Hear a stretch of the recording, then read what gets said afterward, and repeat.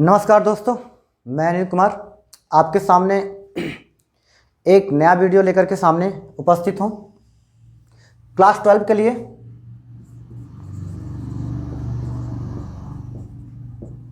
Integration chapter integration है, उसके बारे में आज हम लोग कुछ जानेंगे और आपके सामने वो सारी चीज़ें रखूँगा जो आपको समझ में आए। नहीं समझ में आएगी वो सारी चीज़ें तो उसके बारे में हम दूसरी बार उस पर कोशिश करेंगे आपको बताने के लिए।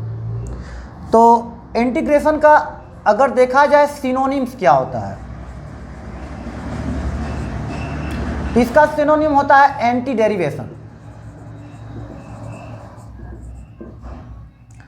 अब एंटी डेरिवेशन को और भी क्या कहा जा सकता है, तो एंटी डेरिवेशन को हम प्रिमिटिव कहते हैं। क्या कहते हैं सर? प्रिमिटिव। यानी कि हम जो इंटीग्रेशन का सेम मीनिंग होता है वो एंटी डेरिवेशन होता है या तो प्रिमिटिव होता है सर। तो हमें इनके बारे में जानने के लिए यह ध्यान रखना होगा कि यदि एंटी डेरिवेशन होता है तो आप ये समझ जाएं कि आपको इंटीग्रेशन निकालनी है। प्रिमिटिव दिया हुआ है तो भी आप समझ जाएं कि इंटीग्रेशन निकालना है। तो आपको ध्यान देने वाली बात यह है कि इंटीग्रेशन किस तरह से फाइंड कर सकते हैं। तो पहले देखते हैं कि एंटी डेरिवेशन होता क्या है, उसके बारे में जानते हैं।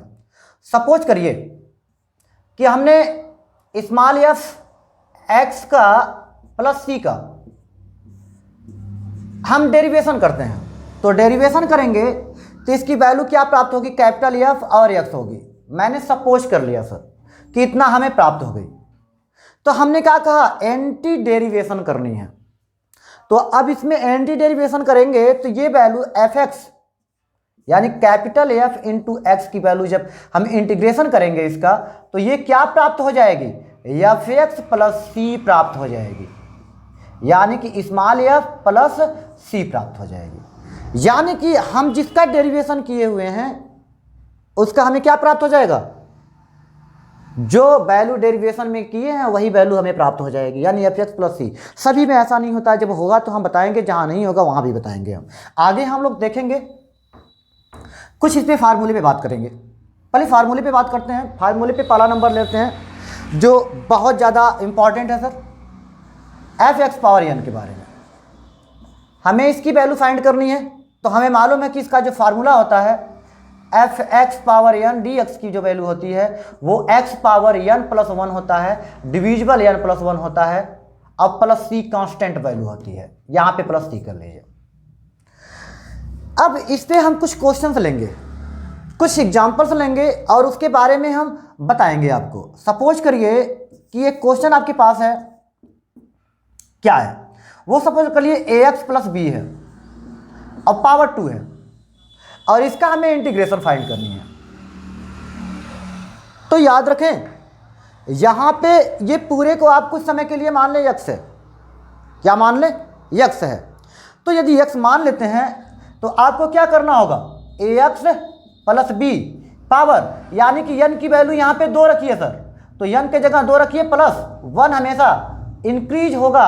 याद रखिएगा इंटीग्रेशन में प्लस 1 इंक्रीज होता है और वही डेरिवेशन में क्या होता है? 1 माइनस डिक्रीज होता है, यानी कि 1 डिक्रीज होगा, लेकिन यहां पे क्या होगा?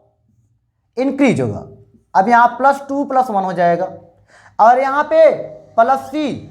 और याद रखें सर जो भी इसके मल्टीपल में, यानी कि आप जिसका डेरिवेशन किसके WRT हम किसके सापेक्ष कर रहे हैं तो x के सापेक्ष कर रहे हैं, उसका जो भी मल्टीपल होता है वो वैल्यू पहले आ जाता है।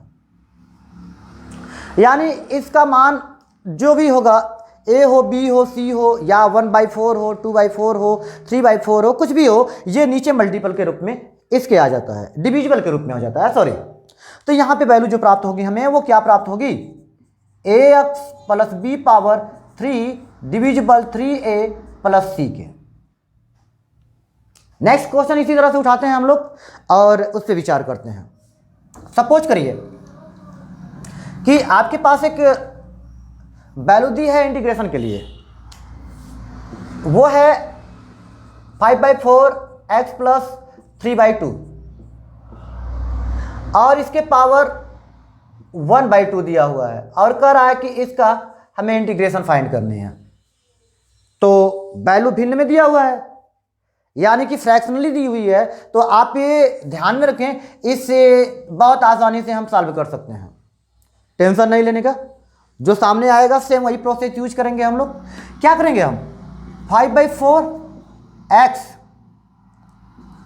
प्लस 3/2 पावर n की वैल्यू 1/2 है, 1/2 +1 करें, +1 करें, डिविजिबल। अब यहाँ पे हमने कहा कि n+1 जो यहाँ ऊपर किए हैं वहाँ नीचे भी वही वैल्यू हम प्राप्त करेंगे और कांस्टेंट वैल्यू c हमेशा रखेंगे। याद रखिएगा, जो x का मल्टीपल होगा, जिसका डेरिवेशन जिसके सापेक्ष आप कर रहे हो, उसको भी हम नीचे उतारेंगे, यानी 5/4 आपका नीचे आ जाएगा। आगे हल करें इसे, तो 5/4 x प्लस 3/2 पावर ये 3/2 हो जाएगा sir, plus c divisible 5/4 into 2 1 2 1 3 3/2।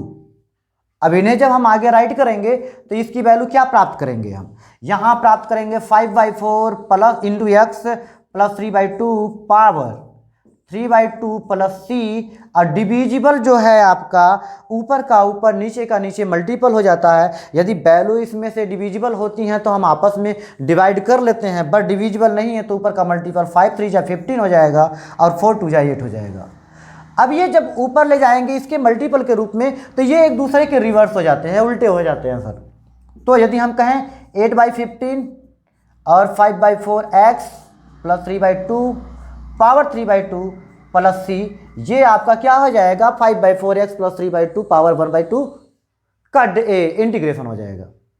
इसमें यदि आपको कहीं भी दिक्कतें हो रही हों तो हम एक दो एग्जाम्पल्स और ले लेते हैं। पहले हम थोड़ा सा इजी लेते हैं, ये हल्का सा आप लोगों के लिए दिक्कत हो सकती थी, लेकिन याद रखें कि ये बहुत ज़्यादा हार्ड नहीं है, आप आसानी से कर सकते हैं।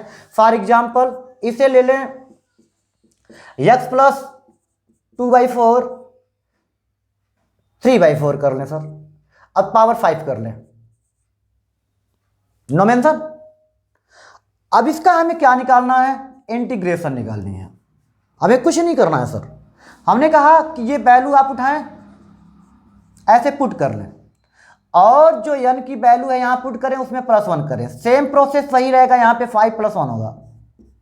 अब प्लस कांस्टेंट के रूप में c को हम राइट कर सकते हैं। हमने क्या कहा कि कांस्टेंट सर कोई जरूरी नहीं है कि आप c ही रखें, यहाँ पे 1 रख सकते हैं, 2 रख सकते हैं, 3 रख सकते हैं, वो डिपेंड करता है आप पे।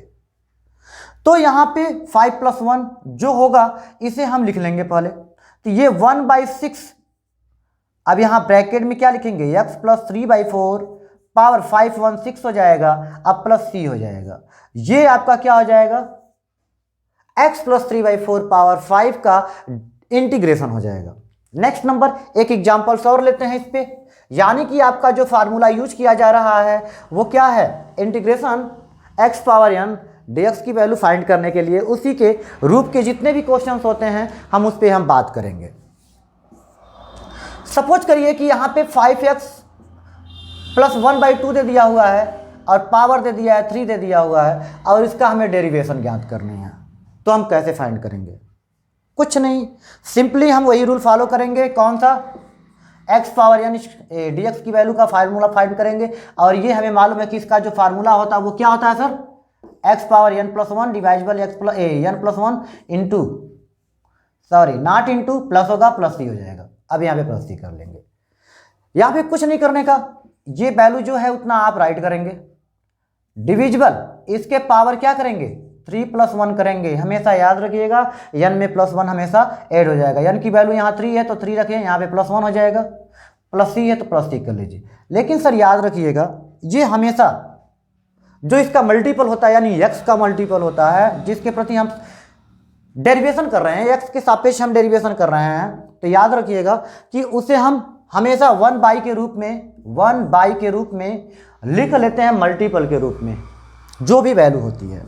तो ये हो जाएगा 1/5 इंटू 314 हो जाएगा 1/4। यहाँ पे वैल्यू जो प्राप्त हो जाएगा 5x प्लस 1/2 अब पावर 4 प्लस c हो जाएगा। इसका ऊपर का ऊपर मल्टीपल करें 1 डिविजिबल 4 5 जा 20 हो जाएगा। यहाँ 5x प्लस 1/2 हो जाएगा अब पावर 4 हो जाएगा प्लस c हो जाएगा। इसके बाद भी अगर आपको समझ में नहीं आती है मेरी बातें या मेरे एक्सप्लेनेशन नहीं समझ में आते हैं तो आप बेहिचक बताएं कि सर हमारे पास कोई ऑप्शंस और हैं जो आप किसी अन्य तरीके से बताएंगे। मैं कोशिश करूंगा कि इससे भी बखूबी बताने की कोशिश करूं और अच्छा बताऊं।